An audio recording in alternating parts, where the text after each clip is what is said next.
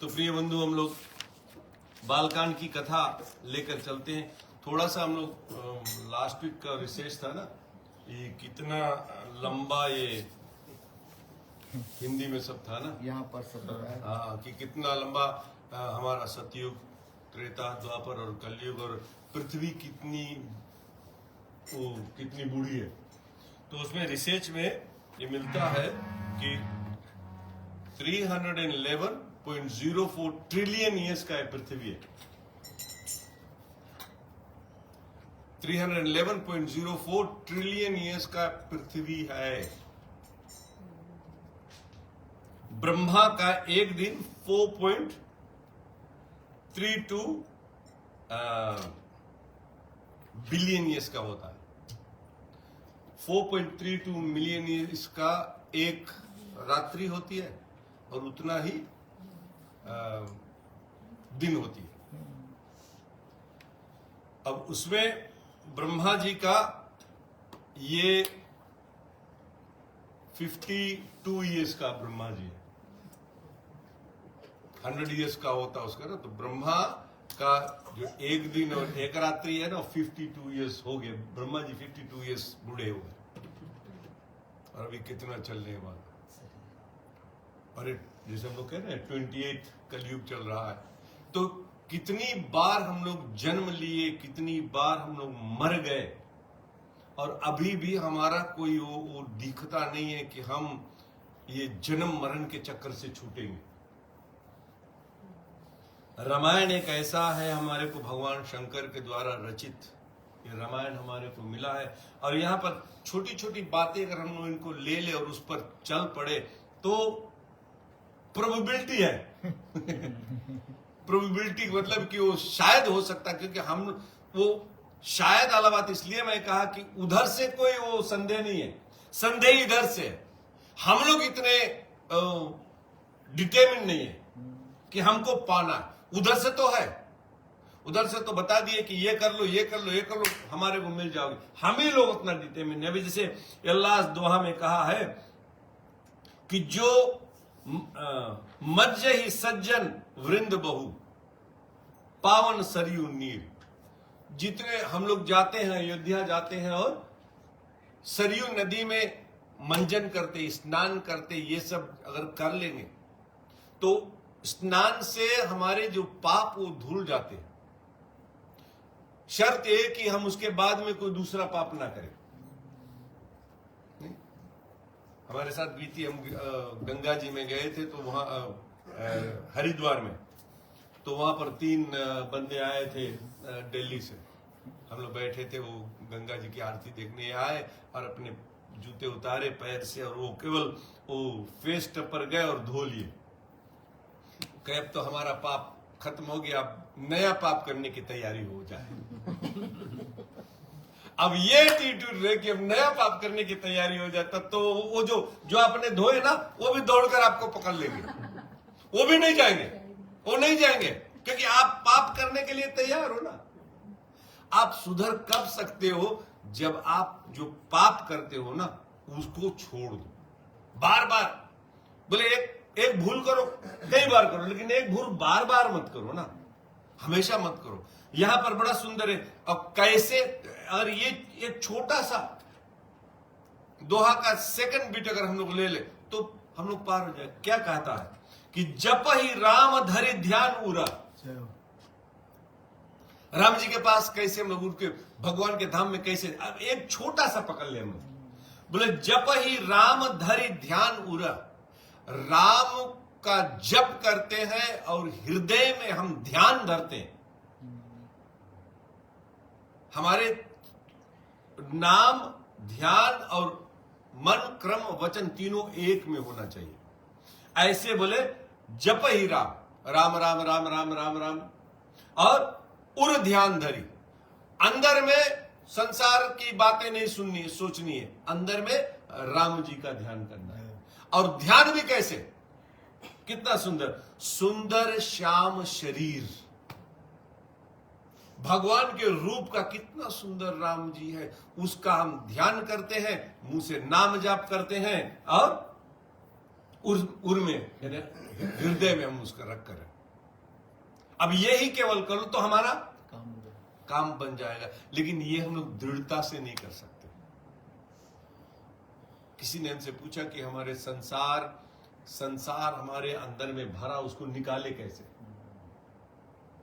तो संसार जब भरा है, अभी कोई एक बोतल में पानी भरा हो बड़ा सा ढेर से, और वो पानी को निकालना अगर आपको कह दे उलझो नहीं, तो आप क्या करोगे? उसमें पत्थर डालोगे, कुछ उसमें डाल करते हुए पानी निकल जाएगा ना, उसमें कुछ दूसरी चीज डालो तब पानी निकलेगा ना। ऐसे हमारे अंदर में संसार भरे हुए हैं, इसमें राम नाम जाप करो, राम नाम डालो, भगवान नाम डालो, कोई भी रामायण पढ़ो, श्रीमद् भागवत गीता, कुछ डालो, आध्यात्मिक डालोगे तो संसार अपने निकल कर भाग जाएगा। नहीं तो वैसे भागने वाला नहीं, क्योंकि 311 ट्रिलियन ईयर से हम लोग ऐसे करते आए ना, संसार ही हम हमार ये, इसीलिए तो अभी तो हम लोग यहाँ बैठे हैं ऐसे, नहीं तो अगर हमारा वो कुछ हो जाता तो हम लोग यहाँ नहीं रहते। नहीं तो यही रामायण हमारे को बताती कि क्या करना, कैसे करना है। तुलसीदास जी बताते हैं, आगे हम लोग देखेंगे क्या होगा। बोलो सियावर रामचंद्र की।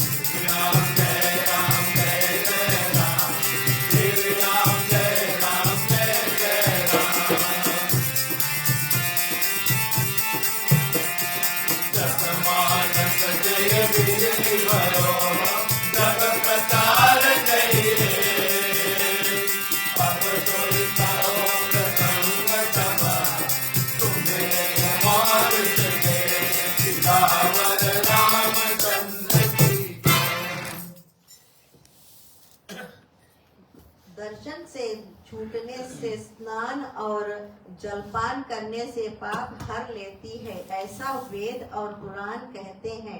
यह सरयू की बड़ाई है।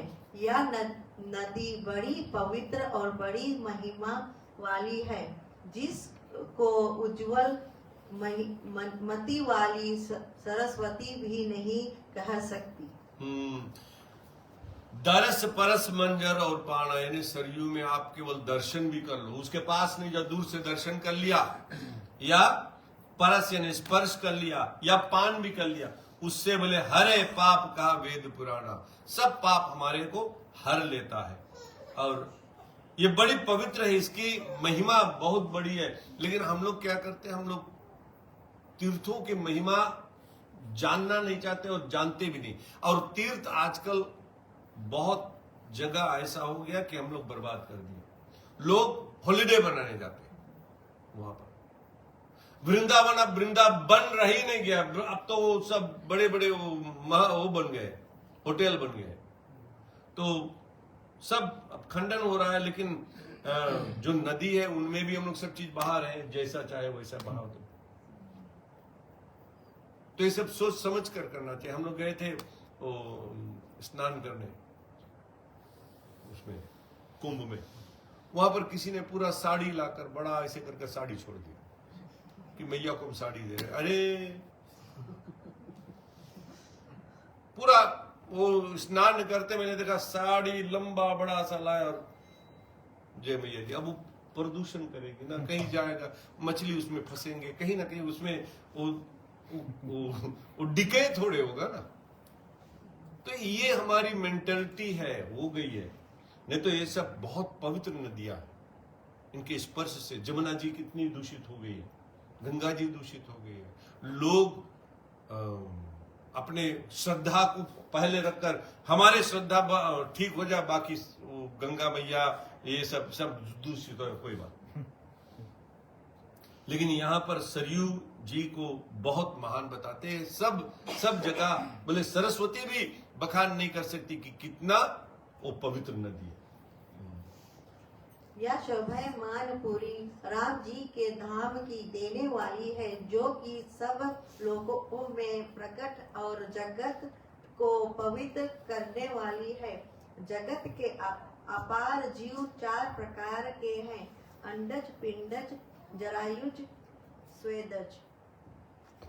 जिसका अयोध्या में शरीर छूटता है वह फिर संसार में नहीं आता, अर्थात मुक्त हो जाता है।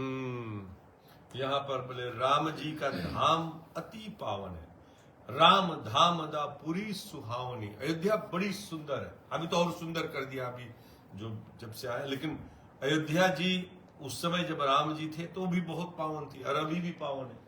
और लोक समस्त विदित जग पावनी, जग पावनी ये अयोध्या जी है। और वहां पर क्या है बोले, कोई भी चीज अंडज, पिंडज, जरायुज और श्वेतज, जितने भी जीव है, जो अंडा से होने वाले, जो पसीने से होने वाले, जो जैसे मनुष्य होने वाले, गाय बैल घोड़ा गोदा जितने, और ये जो पेड़ पालो, कोई भी है, सब अयोध्या में जो भी खड़े हैं वो जब मरने के बाद में सीधा मुक्त हो जाते हैं। ऐसे कोई भी धाम में, वृंदावन में, इसीलिए पेड़ वगैरह नहीं काटना चाहिए इन तीर्थों में, क्योंकि ना जाने कौन से संत वो पेड़ बनकर आया है। उद्धव जी बोले हमारे को वृंदावन में लता पता बना देना। अब कौन सा लता पता बने और अब जाकर काट दो तो फिर वो हानि होती है ना। सब प्रकार पूरी को मनोहर और सर्वाधिक सिद्धि देने वाली मंगल की खान जानकर उज्जवल कथा का प्रारंभ किया, जिसके सुनने से काम मद और मद दम मिट जाते हैं। अब कथा सुनने से, हम लोग कितनी बार कथा सुनते हैं, हम लोग कथा में जाते हैं लेकिन सुनते नहीं है। सुनने का मतलब क्या होता है कि हम जाए, सुनकर उसको अपने अंदर कुछ न कुछ उतारे। जो सुना है वो बोले कि नहीं ये, तब कहीं जाकर हमारे अंदर में सुनने से, कथा के रामायण के सुनने से, अभी हम आए यहाँ पर घंटा बजा और बैठकर चल दिए तो फिर ऐसे नहीं होता। कथा को सुनना है, और जो माध्यम कोई हो, लेकिन जो बात वहां से उसको पकड़ो। माध्यम किसी के मुंह से निकल रहा, लेकिन जो निकल रहा उसको पकड़ो। तो यहां भगवान तुलसीदास जी कहते हैं कि जो सुनने से अगर हम उस पर चले तो हमारे 3 चीज खत्म हो जाए। क्या बोले? काम खत्म हो जाएगा। काम डिजायर आपका है, कामना, कोई भी कामना, अगर आप रामायण इस पार से उस पार पढ़ लोगे तो आप में इच्छा ही नहीं रहेगी। बोले क्या है, जब सब कुछ यहीं पर धर कर जाना है, कोई भी चीज एक तिनका भी हम साथ में नहीं ले जाएंगे, तो फिर इतनी करें क्यों, इतनी रगड़ क्यों? तो ये काम मिट जाएगी, वो मिट जाएगी, दूसरा मद मिट जाएगा। जब काम ही नहीं रहेगा ना कि ये मैंने किया, तो मद, घमंड भी नहीं रहेगा ना। जब मैंने कुछ किया ही नहीं है, तो ठाकुर जी की कृपा से जो हो रहा है ठाकुर जी ही कर रहे हैं। अपने जो हम नित्य निर्मोती कर्म करते हैं ना, ठाकुर जी की कृपा से हो रहा। मैं कुछ नहीं कर रहा, जो रामायण पढ़ेंगे तो मैं कुछ भी नहीं कर रहा हूं, सब भगवान करते, तो मद भी मिट जाएगा। तीन चीज ना, काम मिट गया, मद मिट गया, और दंभ भी मिट जाएगा कि दिस हाउ आई, ऐसे ही हम है। आप प्रिटेंस नहीं करोगे, प्रिटेंड नहीं करोगे कि मैं यहां पर ये हूं, बाहर निकल गया तो हमें और कुछ। तो ये तीन चीज राम कथा सुनने से, ये तीन चीज मिट जाते। तो अगर ये तीन चीज हमारे में मिटते नहीं है, दूसरी तरफ से देखो कि अगर ये तीन चीज मिटते नहीं है, तो समझ लो हमने राम कथा अभी अच्छी से सुना ही नहीं। क्योंकि राम कथा सुन लेता तो ये तीन चीज मिट जाती। और ये तीन चीज, और ये हम बहुत कम बार ये देखते हैं कि हमारे में क्या गड़बड़ी है। हम बहुत बार देखते हैं कि अगले में क्या है, आप में ये है, आप में ये, आप में ये, आप में। बहुत कम बार हम सेल्फ रिफ्लेक्शन करते हैं। सेल्फ रिफ्लेक्शन वैसे तो हर रोज होती है ना। मिरर के सामने हम जाकर अपना देखते हैं, कौन मिरर के सामने नहीं जाता? लेकिन वो केवल वो शरीर का सेल्फ रिफ्लेक्शन होता है, अंदर का सेल्फ रिफ्लेक्शन नहीं हमारी होती। क्रोध आ जाए, काम आ जाए, मद आ जाए, तो बोलो अरे ये कहां से आ गया, ये मेरे में क्रोध कहां से आ गया, ये लोभ कहां से आ गया। तो हम जब अपने में रिफ्लेक्ट करेंगे कि हमारे में ये है, तब कहीं हम उस बीमारी को मिटा सकेंगे।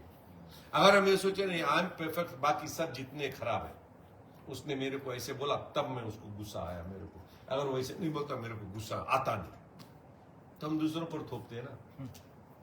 नहीं, ऐसे अगर करेंगे, राम की कथा अगर अच्छी तरह से सुन लेंगे, तो ये तीन चीज मिट जाएंगे। और ये तीन चीज मिटते नहीं, समझो हमने राम कथा भी सुनी नहीं।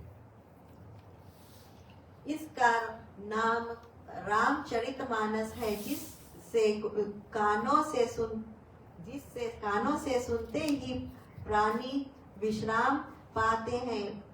मन रूपी हस्ती विषय रूपी अग्नि के वन में जलती है, पर जो इस सरोवर में आ पड़े तो वह सुखी हो जाते। बोले इसका नाम रामचरित्र मानस ही नामा, इसके नाम रामचरित्र मानस, कि राम जी के चरित्र है ये, और मनुष्य के रूप में राम जी ने चरित्र किया है, या मनुष्यों के लिए राम जी ने चरित्र किया, मनुष्य हम लोगों के लिए। और मनुष्य बनकर हम लोगों की तरह लोग कहते हैं, कितनी आप सुनो, कभी कभी हैरान हो जाते हो। हिंदू भी पूछते हैं कि राम जी भगवान कैसे वो सीता जी को हर कर ले गया, उसको पता ही नहीं था किसने हर कर ले गया। अरे तूने रामायण पढ़ा ही नहीं। इंडिया के लोग पूछते हैं, मैं कहा इंडिया के, हम फिजी वाले पूछे तो दूसरी बात नहीं, इंडिया में जो सब जगह भरा है वो लोग पूछते हैं। मैं तो हैरान हो जाता हूं कि यार राम जी जानते थे, राम जी ने खेल रचा।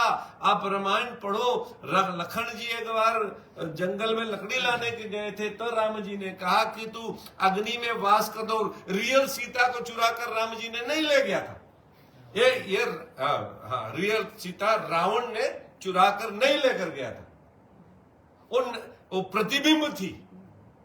और फिर बोलते हैं कि सीता राम जी ने फिर वो अग्नि परीक्षा क्यों ली, एंड में जब जीत कर आए ना, वो भी वो छाया को अंदर कर असली सीता को निकालना, क्योंकि असली सीता है पूरा अगर हम लोग पढ़ेंगे तब हमारे दिमाग में आएगा ना। थोड़ा थोड़ा इधर उधर सुन के उसकी बोल के उसके बाद उस पर से हम लोग क्वेश्चन करते हैं क्यों ऐसे इतने मूर्ख लोग हैं। तो ये नहीं तो उसको रामचरितमानस ने राम जी ने मनुष्य बनकर कैसे कैसे एक्टिंग किया, सुपर्ब एक्टिंग जिसको कहते हैं, सुपर्ब एक्टिंग किया कि आज हम लोग राम जी के एक्टिंग के पर भी उतार रहे हैं, डाउट कर रहे हैं कि राम जी ने ये किया, राम जी ने सब एक्टिंग किया। बोले पेड़ पालों से रोते रोते वो करते हैं, पेड़ पालों से रोते रोते पूछते थे हाँ मेरी सीता को देखा, मेरी को सीता, लेकिन सती जी जब आई तो हंस कर बोला माँ जी आप जान गए कि हमारे को पहचान गए, हम तो सीता के रूप में है, फिर भी ये पहचान गए कि हम सती है। मतलब कि सब कुछ जानते हैं। लेकिन एक और चीज है, जब तक हमारे ऊपर कृपा नहीं होती है ना, तब तक हम लोग भगवान के रहस्य को नहीं जान सकते। जब हम भगवान के रहस्य को और एक और चीज, जब हम भगवान के रहस्य को जानने लगते हैं ना, तब समझ लो ठाकुर जी हमारे पर कृपा कर रहे हैं, हम ठाकुर जी के नजरों में आ गए। अब उत्साहित हो जाओ कि ठाकुर जी के नजर में हम आ गए, ठाकुर जी हमारे को देख रहे हैं, लाखों करोड़ों लोग हैं, उसमें से हमारे पर कृपा किया है, हमारे को देख रहा है। भले निहाल हो जाओ, स्वामी जी कहते भले निहाल हो जाओ कि हम भी उसके लिस्ट में, भले लास्ट है लेकिन लिस्ट में आ गए ना, ये बढ़िया हो। तो रामचरितमानस उन्होंने रखा और बोले रामायण पढ़ने से क्या है कि जैसे जंगल में हाथी, विषय रूपी हाथी, हमारा मन क्या है, हमारा मन हाथी है। हाथी की उपमा देते, मन को हाथी की उपमा देते कि हाथी जब चल पड़ता है ना तो रोकने से भी नहीं रुकता, इतना ताकतवर हो। तो हाथी, मन रूपी हाथी विषय रूपी जंगल में घूम रहा है, उसको शांति कहां मिलेगी? अग्नि, जब जंगल में आग लगती है ना तो हाथी कहां भागता है? जहां सरोवर होता है ना, सरोवर के पास जाता है, वो सरोवर में हल जाता है, तब वो आग से बच जाता है। ऐसे हमारे मन रूपी हाथी विषयों में भाग रहा है, विषयों में भटक रहा है, विषयों और संसार में आगी लगा हुआ है।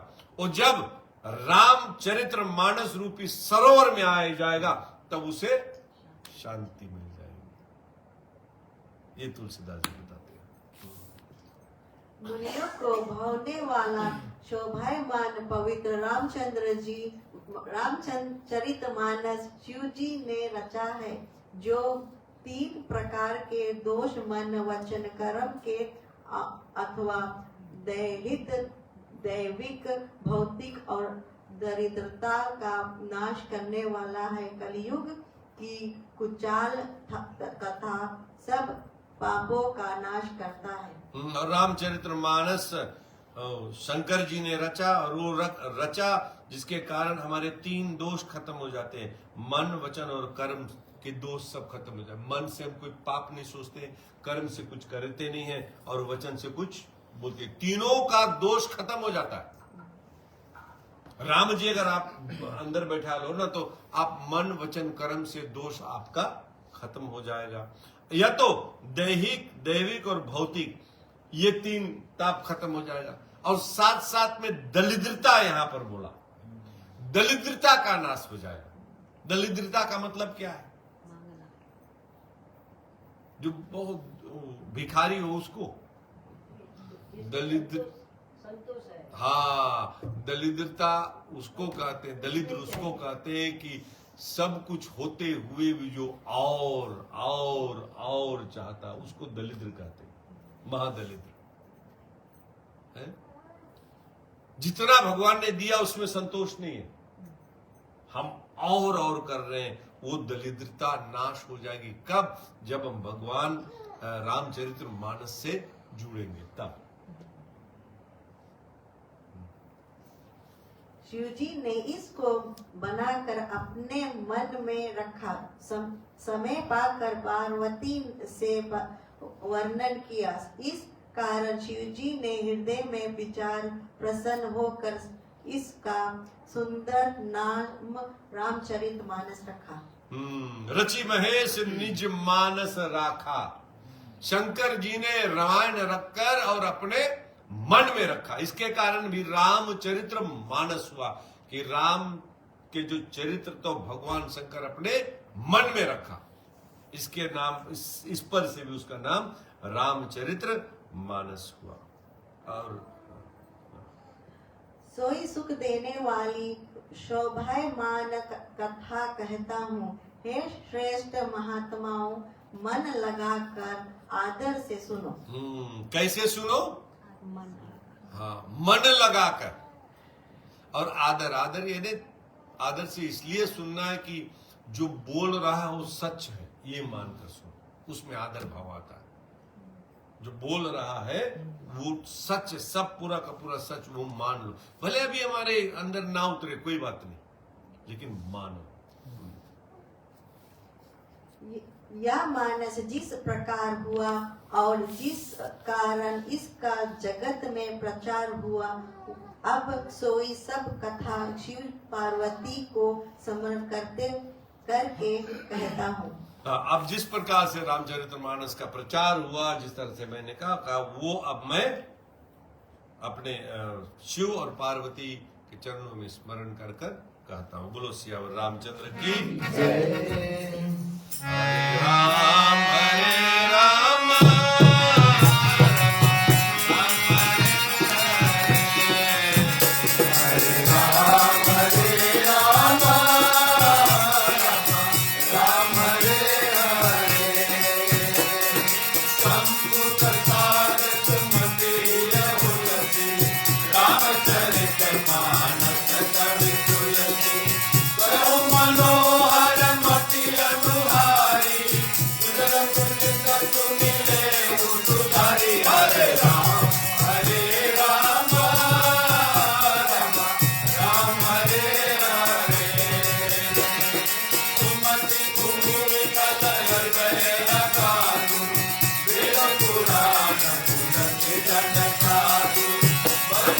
Jai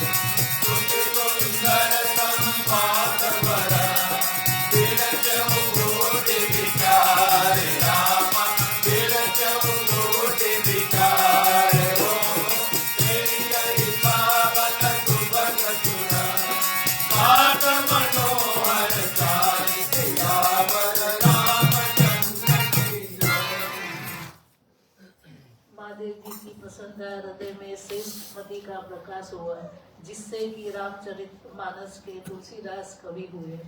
उस मति के अनुसार तो सुंदर वर्णन करता हूँ, तथापि जो कहीं भूल चूक हो तो हे सज्जनों सावधानी से सुनकर सुधार लीजिए।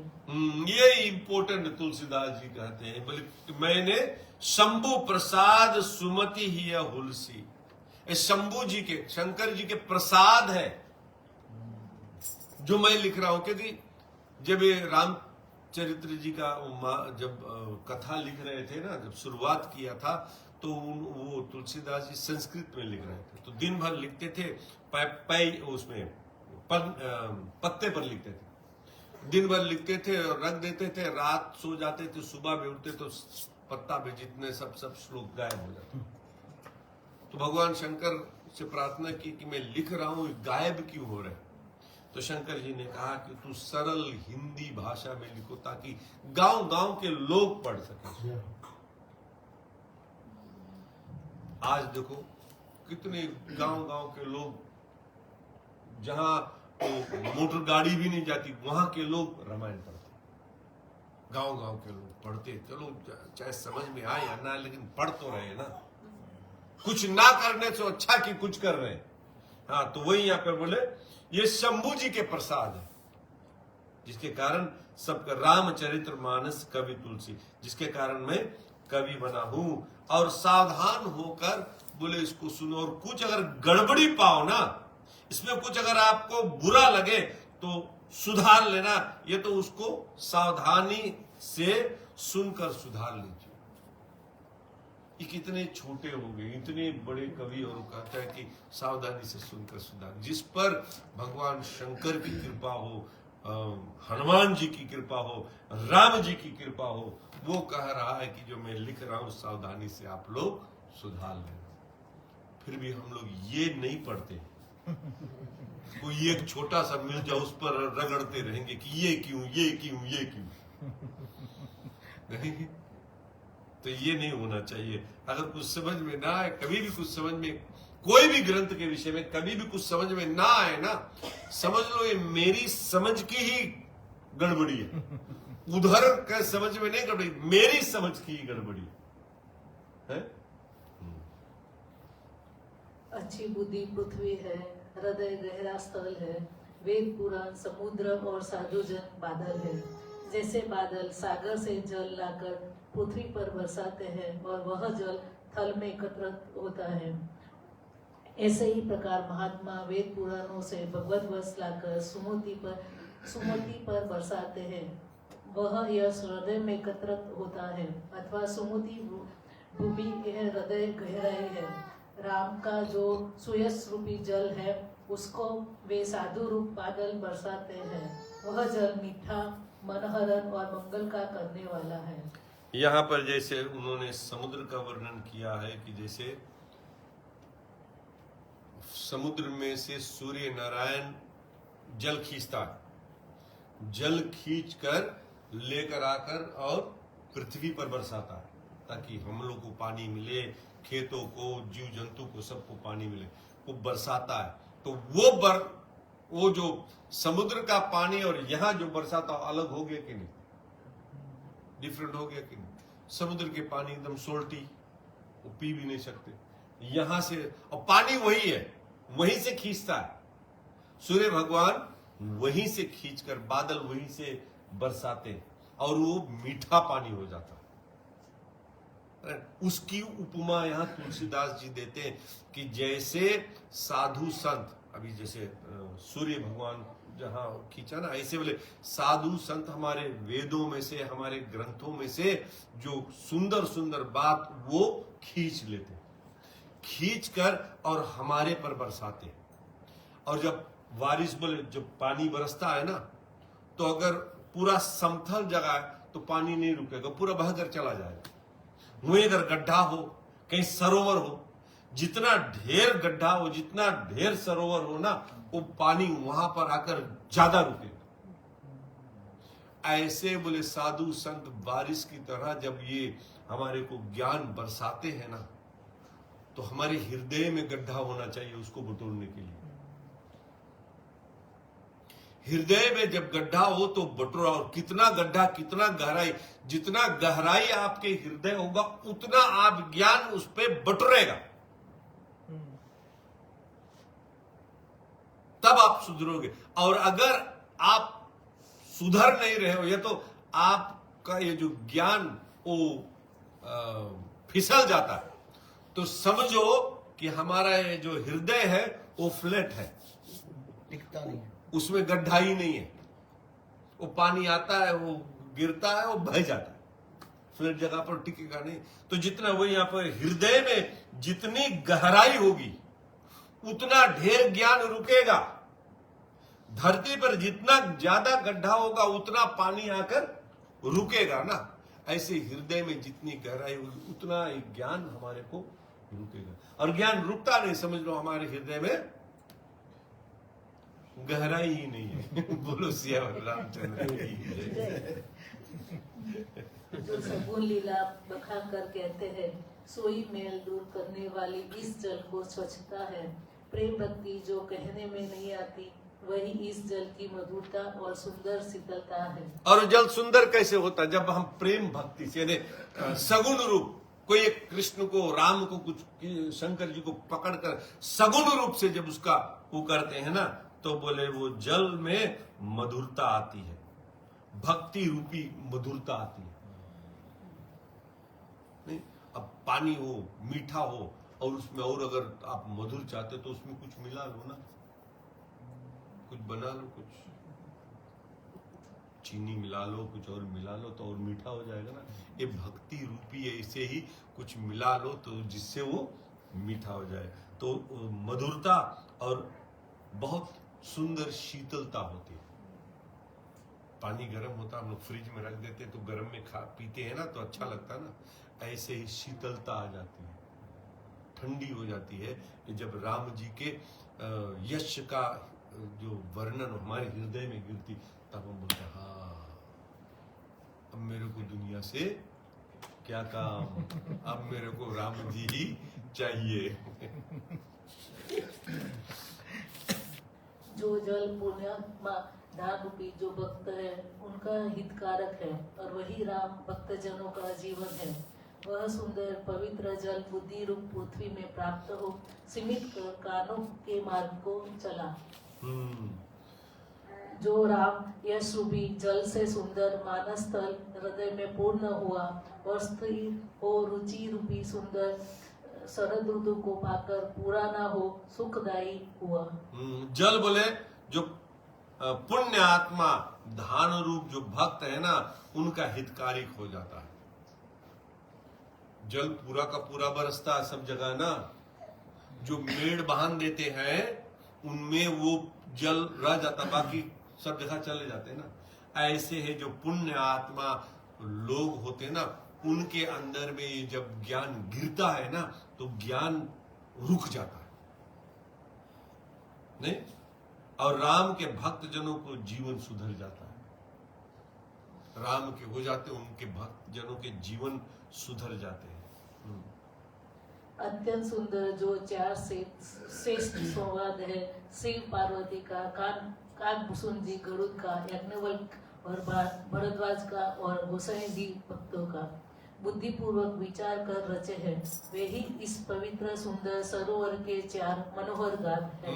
यही संत है, यही लोग वो जो सूर्य की भांति सब वेदों में खींच कर लेकर आकर बरसाते हैं ना, यही चार घाट पर ये रामचरित्र मानस हो रही।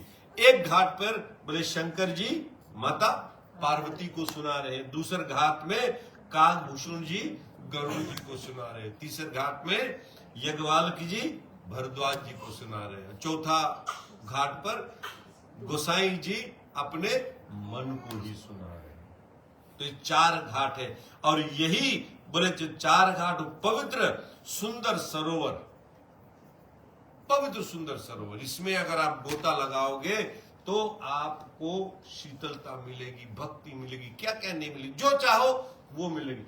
लौकिक चीज चाहो वो भी मिलेगी और अलौकिक चीज चाहो तो भी मिलेगी। लेकिन कहते हैं कि हम लोग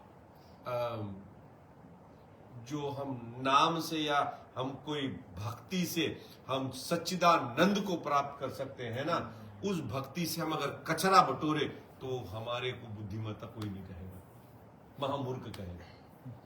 नाम के बदले हम लोग संसारी चीज ले ले कि मेरा ये ठीक हो जाए, ये ठीक हो जाए, और नाम के बदले, भक्ति के बदले कि मेरा ये ठीक हो जाए, ये ठीक हो जाए, ये ठीक हो जाए, वो आखिर में वो बेठीक होगा ही होगा। कितनों ठीक कर लो, आखिर में कह रहे कि तो तेरे को छोड़ेगा कि ये तू उसको छोड़ेगा, छोड़ेगा ही, छूटेगा ही, तो कितना आप ठीक करोगे। स्वामी जी कहते हैं जो खराब हो रहा उसी को हम ठीक करने में लगे हुए, आखिर में वो खराब ही होगा। नहीं, शरीर को हम ठीक करने के हर समय सोचते हैं ना, आखिर में ये खराब ही होगा ना। जितनी चीज हम ठीक करने को सोच रहे, आखिर में ये खराब ही तो होगा ना। कि तो आप छोड़कर चले जाओगे तो वो छोड़कर चले जाए। ऐसे ही यहां पर बोले बुद्धिपूर्वक विचार कर, यानी आप में विचार है, हम बुद्धि से विचार नहीं करते। हम बस सोचते कि अच्छा हाँ ठीक, उठकर देख लिया, पढ़ लिया, अच्छा ठीक, लेकिन बुद्धिपूर्वक विचार करो, तब इसमें लाभ होगा कि हमारे को क्या करना है, हम करें या ना करें, क्या करें। इसके लिए यहां पर बोलते हैं बुद्धिपूर्वक विचार्यो बुद्धि विरचो बुद्धि विचारी, बुद्धि से विचार कर तब इस सरोवर में कूदो, यानी रामचरितमानस में डूबो बुद्धि से विचार कर। बोलो सियावर रामचंद्र की।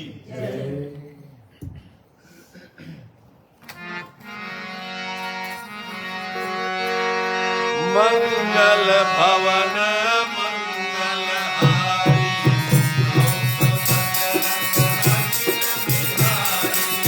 मंगल भवन मंगल हारी, द्रोह सो दशरथ अखिल बिहारी, सब प्रबंध सुबल तो माना, ज्ञान नयन निरपत मन माना, रघुपति महिमा बगुण अपागा, बरनव सोई बरबारी जटाना, मंगल भवन मंगल हारी, द्रोह सो दशरथ अखिल बिहारी, राम सिया यश सलिल सुदासम, उपमा विनीत विलास मनोरम, सुरई न सगन सारु जो पाई, युक्ति बंधु मणि जीवन सुहाई, मंगल भवन मंगल हारी, द्रोह सो दशरथ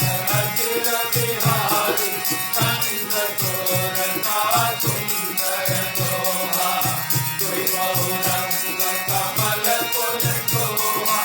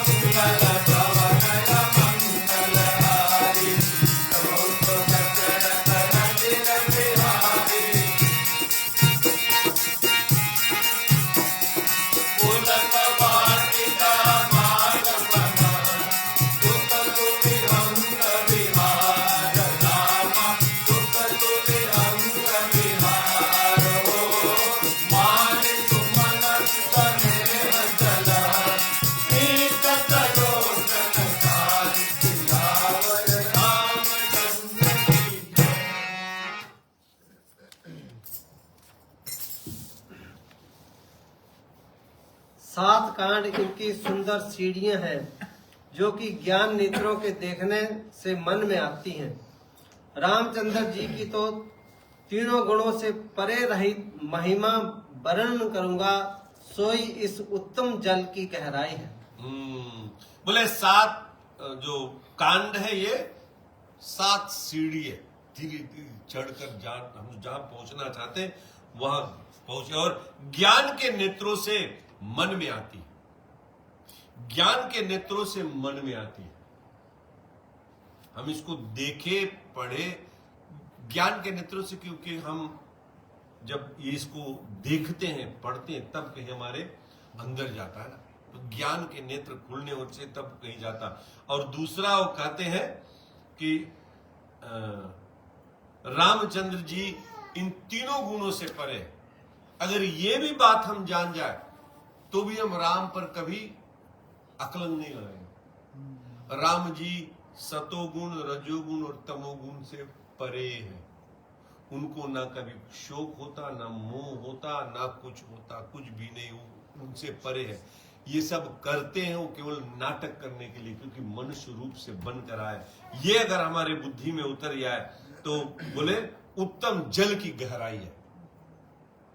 ये हमारे अंदर में उत्तम जल की गहराई, यानी राम जी को पहचान ले कि राम जी इन सब से अलग है। तो जल की गहराई कितना है ये नाप हम सकते हैं। ये मतलब कि हम काफी जल की गहराई को नाप चुके हैं जब हम राम जी को जानेंगे। ये तीनों गुण से परे है, एक गुणातीत है। भगवान इन गुण से अलग है, ये है ही नहीं।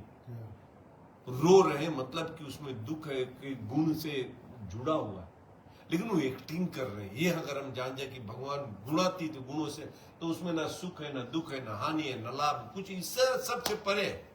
तो ये हमारे को देखेंगे तो वो ज्ञान की गहराई है। नहीं, ज्ञान की गहराई यही नाप है कि राम जी गुणातीत। रामचंद्र जी के तथा सीता जी के यश रूपी जल का स्वाद अमृत की नाई है, और इसमें उपमान रूपी तरंगें उठती हैं जो मन को रमाने वाली आनंद रूप है। सुंदर चौपाई घनी पुराइनी है, मनोहर कविता की युक्ति उज्जवल मोतियों की सीपी है। छंद सोठा शोभायमान दोहा, ये ही अनेक प्रकार के बहुरंगे सुंदर कमल समूह है। पुराइन बहुत और कमल थोड़े होते हैं, इस कारण चौपाई पुराइन सोठा दोहे थोड़े होने से कमल सुंदर उपमा रहित अर्थात सुंदर भाव सुंदर भाषा सोई पराग मकरंद रस और सुगंध है। ये छंद है, सोरठा है, दोहा है, ये सब बोले सुंदर, जैसे एक बगीचा में सुंदर फूल होते हैं ना, उस तरह से। तो वहां पर मकरंद आते हैं, भंवरे आते हैं। ये फूल के जो सुगंध होता है उसके कारण ये भंवरे मकरंद आकर उसमें से रस लेते हैं, जो रस चाहिए। अभी मधुमक्खी आती है तो फूल पर से, हर फूल पर वो नहीं बैठती, जिस फूल में उसके लिए योग रस है ना उसमें आती है, वो लेकर जाती है। तो ऐसे जो भंवरे के रूप में हम लोग रामायण में आते, तो सब पूरा का पूरा रामायण नहीं ले, कोई एक दोहा चौपाई हमारे को जच जाती मन में, उसको हम लेकर चल देते हैं। तो ऐसे बताते हैं। पुण्यात्माओं के समूह भौरे हैं, ज्ञान वैराग्य विचार हंस हैं। धुनि अवरेव गुण और जाति 4 प्रकार के कवित मनोहर अनेक प्रकार की मछली है। धुनि पाठीन मच्छ सबसे बड़ा जल के भीतर अलक्ष्य रहता है। अवरेव नाम मीन उल्ट के चलती है, सिर पूछ में लगे, और काव्य गुण चलेबा मीन है, चमक बड़ी और पृथक रहती है। और जाति सरहरी मछली है जो वृंद की वृंद चलती है। इसी प्रकार कविताओं के गुणों में लगा लेना। 2, 3, 4 अक्षर के पद से ध्वनि जहाँ कई अर्थ हों, यथा बंदव राम नाम रघुवर के, वा सखर सकोमल मंजू अवरेव अक्षर उल्ट कर अर्थ हो यथा राम कथा कली बिटप कुठारी सर्प समान चलने वाली मछली यमक आदि गुण भव भव विभव पराभव करणी प्रसिद्ध अर्थात जाति काव्य है यथा मन जाहि रचो मिलहि सोबर सहज सुंदर सांबर। यहाँ पर बोले पुण्य आत्माओं समूह भौरे हैं, ज्ञान वैराग जितना है विचार हंस ये भौरे पुण्य आत्मा जो है ये रामायण के भौरे। भौरे का मतलब भौर क्या करता है, फूल को देख तो राउंड राउंड राउंड राउंड कर कर उसमें रस ले जाता है ना, ऐसे ही जो पुण्य आत्मा है वो यहाँ रामायण के राउंड राउंड करके जो रस उनको निकालना है वो रस निकाल कर ले जाते हैं। और मछली के भी यहाँ विवरण आता है कि मछली बड़े बड़े मछली भी जो होते हैं वो आते हैं और उनके भी विचार में वो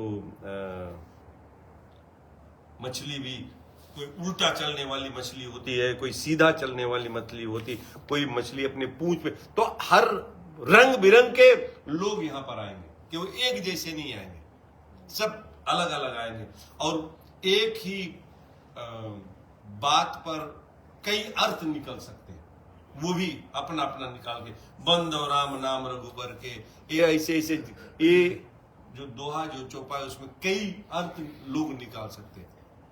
साधु संतों एक दोहा पे तो पूरा 7 दिन बोल देते हैं नहीं, तो कई तरह से निकल सकते, जैसा आप दृष्टि रखो वैसा।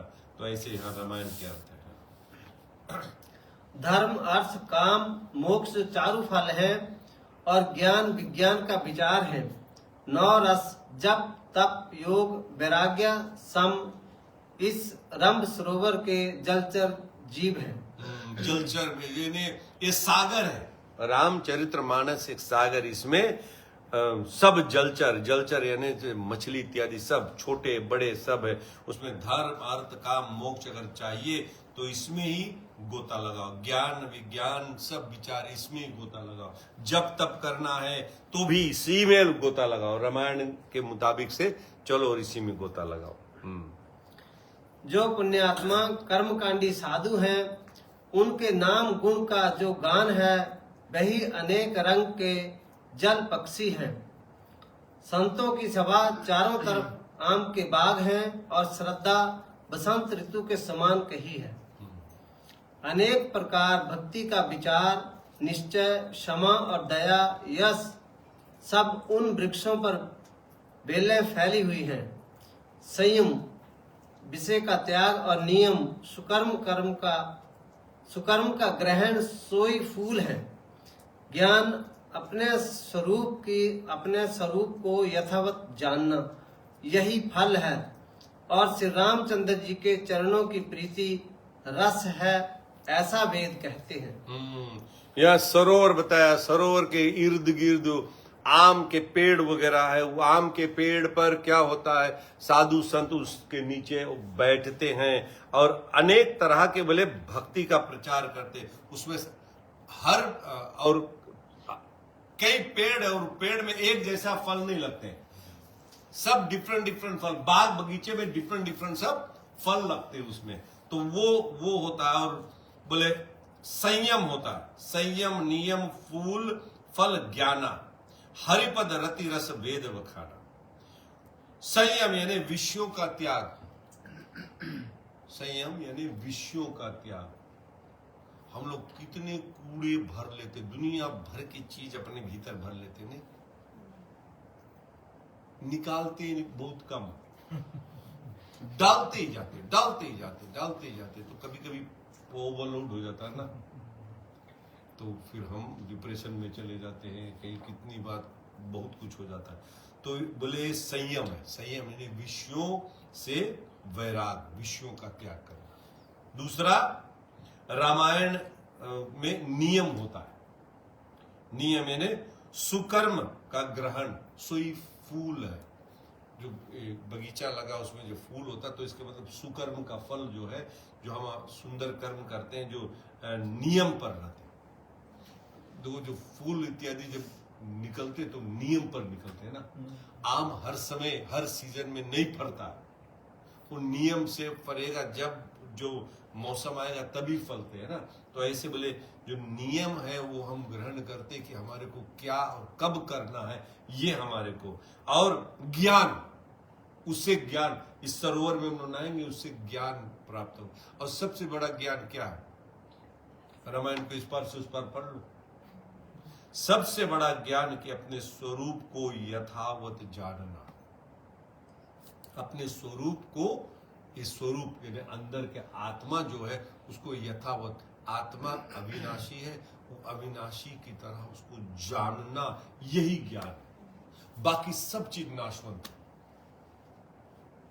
शरीर, इंद्रियां, मन, बुद्धि, जितने दिख रहे सब नाशवंत है। एक जो आत्मा है वही परमात्मा का टुकड़ा है और वही अविनाशी है। ये जान गया तो जानो ज्ञान आ गया, यानी अपने स्वरूप को यथावत जानना, कि जैसे है वैसे जानना। हम अभी जैसे वैसे नहीं जानते। शरीर को हम यही सोचते हैं कि इसको खूब बना कर रखें, नहीं, लंबा चले, जितना लंबा चले और अच्छा चले। कोई मतलब कि ये सड़े गुले वाला शरीर है, ये तो कभी ना कभी ये मरेगा ना। लेकिन हम उसको मरने जैसा नहीं समझते कि मरेगा। हम सोचते नहीं, इसको तो हम सब चलेंगे, हम रहेंगे, बाकी चलेंगे, हम रहेंगे। ये यथावत जानना नहीं है। यथा कि जो जैसा है उसको वैसा मानना, उसमें डिप्रेशन नहीं होना है। डिप्रेस नहीं होना कि एक दिन हम मरे जाएगा। 311.04 ट्रिलियन इससे हम लोग करते हैं। आज की बात नहीं है, हम लोग करते हैं। हम लोग मरने से क्यों डरते, उसके दो रीजन है। एक तो हमारे को ये देखो, बोले हम भागवत सुन रहे थे, उसमें बोले मरना और सोना एक जैसा है। मरना और गाढ़ा नींद में सो जाना एक जैसा है। नहीं, हम गाढ़ा नींद में सो जाए, हमारे को कुछ पता नहीं है कि बगल में कौन है, हम कहां बैठे हैं, इंडिया में कि ऑस्ट्रेलिया में, का कुछ भी नहीं पता, सो गए। लेकिन हमारे को दुख नहीं होता ना, क्योंकि हम जब सोते हैं तो हम ये जानते हैं कि कल सुबह उठेंगे तो हमारा सब फैमिली ऐसे कैसे रहेगा। नहीं, हम जगेंगे तो हम हाँ ये मेलबर्न में ही रहेंगे, हमारा सब फैमिली सब ऐसे, घर द्वार सब ऐसे रहेगा, हमको कोई चिंता नहीं है, तो हम मस्ती से सोते। लेकिन मरना भी उसी तरह से मस्ती से सोते। मरने हम जा रहे हैं, अगर पता लग जाए मरने जा रहे हैं, लेकिन एक चीज दुख है कि इतना बटोर कर रखी है, हम फिर लौट कर हमारे को मिलेगा नहीं, इसके लिए हमारे को दुख होता कि ये सब छूट जाएगा। क्योंकि उधर मेरी आंख नहीं खुलेगी ना, इधर बंद होगी, उधर खुलेगी नहीं, इसके लिए हम लोग दुखी होते। लेकिन मरना और सोना एक जैसा, एकदम 100% एक जैसा है। लेकिन ये इतना डिफरेंस, इसीलिए हम लोग दुखी। एक ये कि सब कुछ छूट जाए, इसके लिए हम दुख होते हैं। दूसरा ये कि हमने अभी वहां के लिए तैयारी नहीं की है, इसलिए हम लोग दुखी होते हैं। अभी तक हमने संसार में भागा, सब ये किया वो किया, पैसा बटोरा, सब कुछ। वहां हमको जाना जहां पर ना, लौट कर जहां से नहीं आना, उसके लिए हमने कोई तैयारी नहीं की। उसके लिए हमने कोई नाम नहीं, भगवान का ध्यान नहीं, भगवान का कोई भजन नहीं किया। इसके लिए हम मरने से डरते। नहीं तो मरने का तो प्रैक्टिस हमारे तो बहुत प्रैक्टिस है। और वास्तव में देखो, असलियत में हमारी प्रैक्टिस है नहीं। छोटा बच्चा जब पैदा होता है, राइट, उसको आप बताते हो कि बेटा ये दूध है और उसको ऐसे पीना है। आप उसको दिखाते हो कैसे पीना है? नहीं, आप लगा दिए तो मतलब कि कई बार ऐसे पीते आया है, कई जन्मों से पीते आया है, उसको बताना नहीं पड़ेगा। कितने बच्चे पानी से डरते, क्यों? उसको कुछ हुआ ही नहीं, पानी से क्यों डरते? क्योंकि उसको मालूम है कि हम डूब कर मर सकते। अभी डूब कर मरा नहीं ना, उसको मालूम है कि कई जन्मों से हम कहीं ना कहीं डूबकर मर सकते थे या मरा। कई चीज ऐसे भयभीत करने वाली आप बच्चों को देखो कि बोले यार ये तो हमने सिखाया नहीं और ये जानता भी नहीं, फिर भी ऐसे कर रहा है, क्योंकि हमारी प्रैक्टिस है। ये आज की बात नहीं, हम कई जन्म जन्मांतर से यही करते हैं, मरना जीना मरना जीना मरना जीना, रोते सब समय हम लोग रोते रोते मरते। अब से तो सुख, अब से बटोर लो, हरि नाम ले लो और सोचो कि अब से मैं लौट कर नहीं आएंगे। अब से हम अपनी मां की दूध नहीं पिएंगे। और अगर स्वामी जी बोले अगर मां की दूध पीना ही है, एकदम लास्ट टू लास्ट, एकदम वर्स्ट कम टू वर्स्ट, हम कोई इंसान की मां की दूध पिए, गधे की दूध मत पिए, कुत्ते की दूध मत पिए। यानी हम वर्स्ट कम टू वर्स्ट फिर से दोबारा मनुष्य बन जाए, हम पशु ना बने। लेकिन ये वर्स्ट कम टू वर्स्ट है, इससे बेस्ट थिंग है कि हम लौट कर आए नहीं। ये स्वामी जी कहते हैं वैसे बन जाओ कि अच्छा फिर से हम मनुष्य बन जाए, लेकिन ये भी हमारे हाथ की बात नहीं है। लैंड में हम जो चीज सोचेंगे वही चीज बनेगी। बोलो सियावर रामचंद्र की जय। और भी प्रसंग पाकर जो अनेक कथाएं वर्णन की हैं, वही तोते कोकिल आदि बहुत रंग के पक्षी हैं।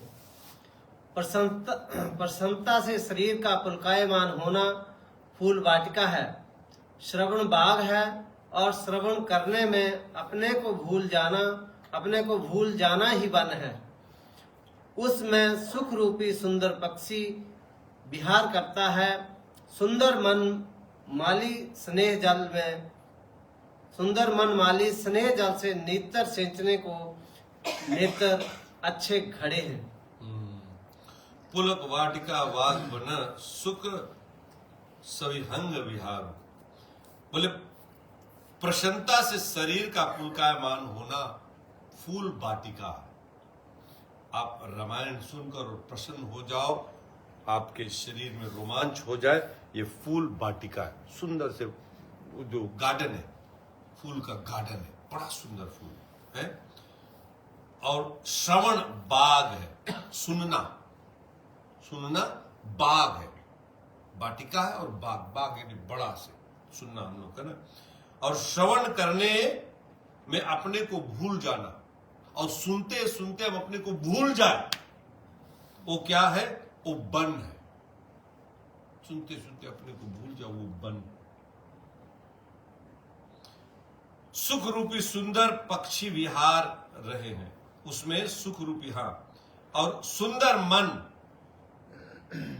माली स्नेह जल से नेत्र सींचने को नेत्र अच्छे घड़े हैं। और जो माली है क्या? वो हमारा मन है। जो गार्डन है उसमें जो पानी छोड़ने वाला है, माली है जो पानी वगैरह छोड़ता है, हमारा मन। और मन पानी छोड़ता है, मतलब कि हमारे जब हम कथा सुनते हैं और कथा में भूल जाते, जैसे वन में चले जाते, सब कुछ हम भूल। वन में चले जाना मतलब कि घर द्वार सब विषयों को भूल जाना। वन में चले गए ना, विषयों को भूल गए। जब विषयों को हम भूल जाते हैं तो हमारे आंख से अश्रु गिरने लगते हैं। मन में जब ठाकुर जी बसे होते तो आंख से अश्रु गिरने लग जाते हैं। तो वही मन हमारा माली है और आंख से अश्रु यानी पानी से वो भक्ति को सींच रहा है, भक्ति को सींच रहा है। वही दो घड़े हैं। बोलो सियावर रामचंद्र की जय।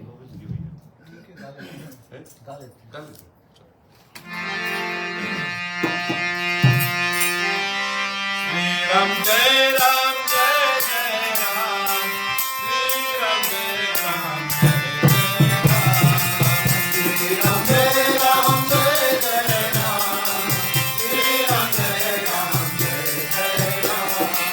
सीता मैया चरित संभाले, तेरी काल चतुर रखवाले, कथा सुनाई सागर नर नारी, ते गुण वर मानस अति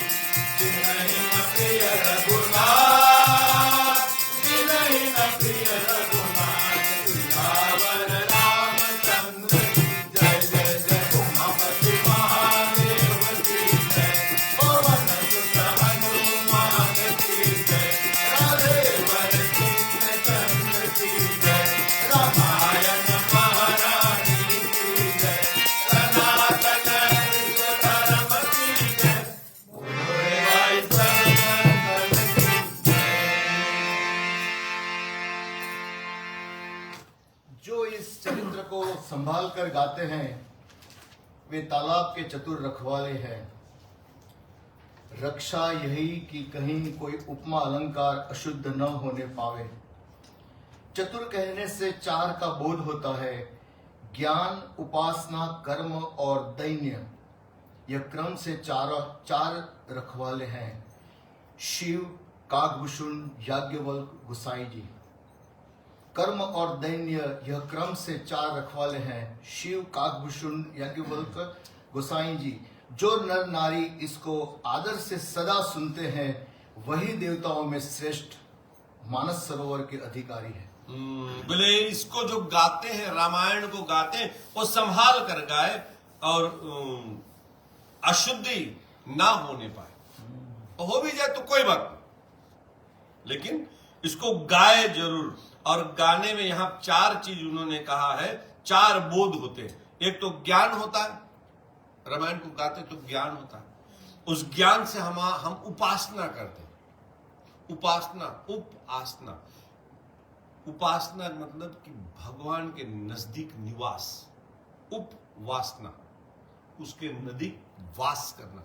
भगवान के नजदीक वास करने का मतलब कि हम भगवान का हरदम सतत ध्यान करें और भगवान हमारे में है, भगवान हमारे में है, हमारे पास है, ये हम हमेशा समझे, उपासना है।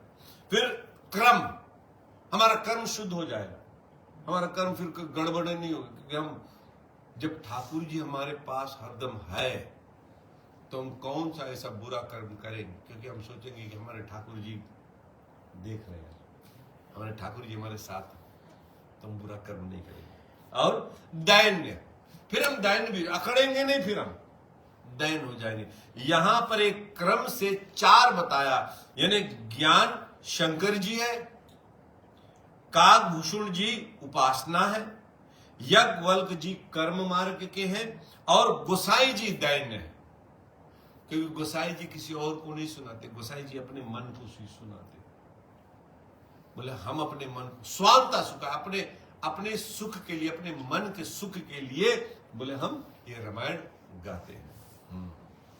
अति दुष्ट जो विषय बगले कौवे हैं वे अभागे इस तालाब के निकट नहीं जाने पाते।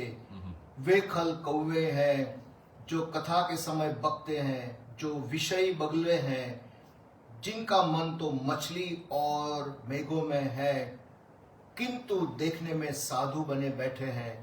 शंबुक यानी घोंगा, मेघ यानी मेंढक और सिवार यानी छोटे छोटे कीड़ों के समान इसमें नाना रसों की विषय कथा नहीं है। बोले जो खल अति दुष्ट है वो बगले और कौवे की तरह है। जो खल दुष्ट, बगले कौवे, बगले और कौवे क्या, बगुला जब होता है ना वो एक पैर पर खड़ा होता है पानी से, तो लोग दूर से देखते कि अच्छा कितना ध्यान में, हिलेगा नहीं, ध्यान में खड़ा, तो लोग बोले हाँ ध्यान कर रहा है। लेकिन वो ध्यान नहीं कर रहा, वो चुप्पे खड़ा कि कोई मछली हमारे पास है ना तो उसको मैं झपट लूं, तो बगुला। तो कहते हैं ये तालाब में, जो रामायण के तालाब ना उसमें बगुले भी रहेंगे, कौवे भी रहेंगे। सब नहीं ऐसे आते और बोलते हाँ भैया तुलसीदास जी बहुत अच्छा किया हम न, उसमें कौवे भी रहेंगे, बगुले भी रहेंगे और मछली भी रहेगी और घोंगा भी रहेगा, मेढक भी रहेंगे। तालाब में सब उठते ना, टर पर करते, सब कुछ होते। और छोटे छोटे कीड़ों के समान ये विषयी लोग भी रहेंगे। नाना रसों की विषयी कथा नहीं है। तो ये छोटे छोटे कीड़े फीड़े भी जो होते हैं ना रस में, वो भी रामायण के रस में भंग डालते हैं। सब नहीं आया कि एकदम बोलेगी हाँ, अभी जैसे मैंने कहा ना, कितने लोग भी इसका वो विरोध भी करते हैं, कितने लोग इसको काल्पनिक भी बताते कि ये काल्पनिक है, राम जी तो थे नहीं। तो वो जो पुल बनाया तेरे बाप ने बनाया था, वो पुल जो बना है, जो श्रीलंका उसका राम सेतु बना, तो किसने बनाया? और उसका पत्थर का उन्होंने जब वो डेटिंग किया ना, तो पुराना और वो पत्थर नॉर्मल पत्थर नहीं है, वो फ्लोट होता है। तो वो सब रहते हुए, सब जगह प्रमाण रहते हुए लोग कहते काल्पनिक, तो वो यही सब है। मेंढक है, कौवा है, ये सब समझो कि लोग मेंढक जैसे। इसी कारण बेचारे कामी कौवे बगले जिनका चारा इस सरोवर में नहीं है, हृदय में हार कर यहाँ नहीं आते। इस सरोवर में आते हुए बड़ी कठिनता है, राम कृपा बिना आया नहीं जाता। और वो जो ये जो कौवे हैं, बगुले हैं, वो इस सरोवर में नहीं आते। बाहर बाहर इसकी वो आलोचना करेंगे ना, लेकिन आकर उसमें डूबेंगे नहीं। जो कौवे हैं और बगुले नहीं आएंगे। और एक और चीज, क्यों नहीं आते, बड़ा सुंदर यहाँ, आवत यही सर अति कठिनाई। यहां पर आने के लिए बहुत कठिन बात है, बहुत कठिनाई से हम रामचरित्र मानस पढ़ते हैं और इसमें हम लोग डुबकी लगाते हैं। बहुत कठिन है। बहुत सुंदर बात आगे बोलते हैं कि राम कृपा बिनु आए न जाई। बिना राम कृपा से ये नहीं आया जा सकता है। आप लोग इंडिया से आ गए, यहाँ पर राम जी की कृपा है, हमारा कोई एफर्ट नहीं है। हम अपना कोई ऐसे नहीं बोल सकते कि ये हमारा एफर्ट है। ये राम की कृपा ही है कि जो यहां पर लिखा, राम कृपा बिनु आए ना जाए। यहां पर कितने बड़ा हॉल है, लोग आते बैठते 2 मिनट में उठकर चले जाते। नहीं, कितना बड़ा हॉल, कोई आता है क्यों? क्योंकि ये आवत यही सर अति कठिन है। यहां पर बहुत कठिन है। पाप हमारे को रोकता है। हम जब बहुत पाप करते हैं ना, पाप हमारे को रोकता है। और यह कारण कि खाली पाप नहीं, कामी बगुले और कौवे, जो हम विषयों के चिंतन में रहते हैं ना, कि मेरे को ये मिल जाए, ये मिल जाए, ये मिल जाए, ये मिल जाए, हम यही चाहते, वो इस मानसरोवर में नहीं आएंगे। और मेन चीज तो ये है, हम हमेशा इस पर ही भरोसा करते कि राम कृपा बिनु आई ना जाए। राम की कृपा के बिना ये हो ही नहीं सकता कि हम कभी भगवान के तरफ भक्ति करने के लिए चले।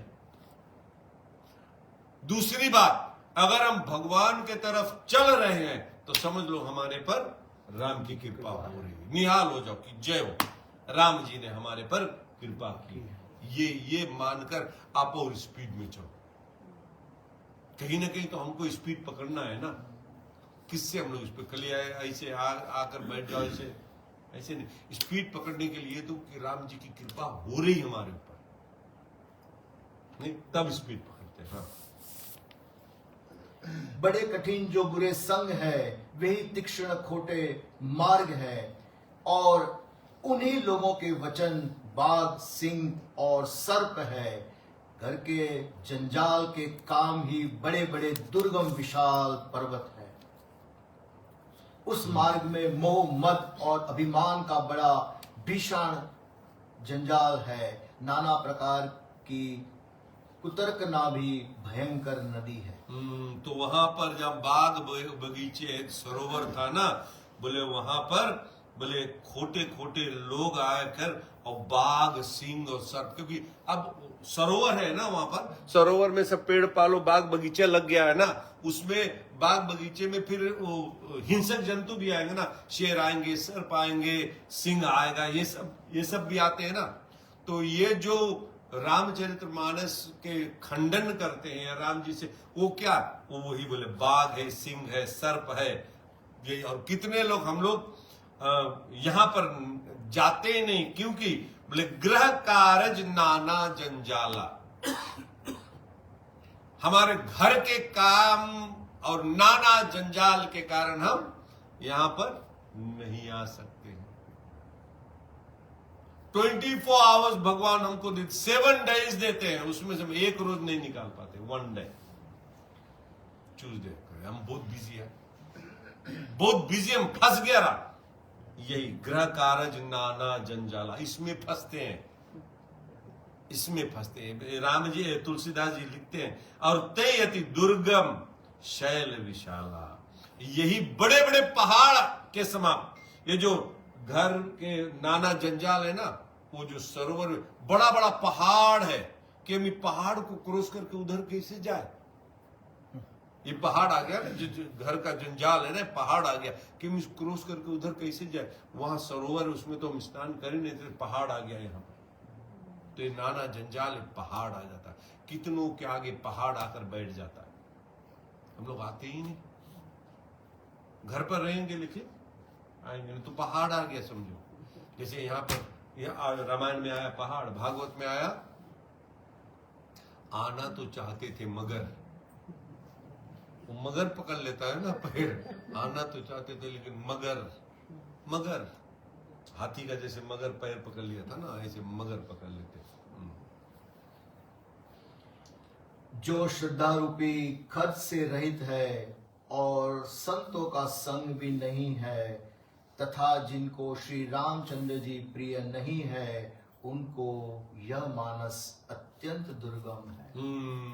जिसमें श्रद्धा नहीं है, संबल, जे श्रद्धा संबल रहित, जिसमें कोई श्रद्धा नहीं, भगवान में कोई श्रद्धा नहीं है, हमें भगवान को नहीं मानते, नहीं संतन कर साथ, और कोई संत के साथ भी नहीं है।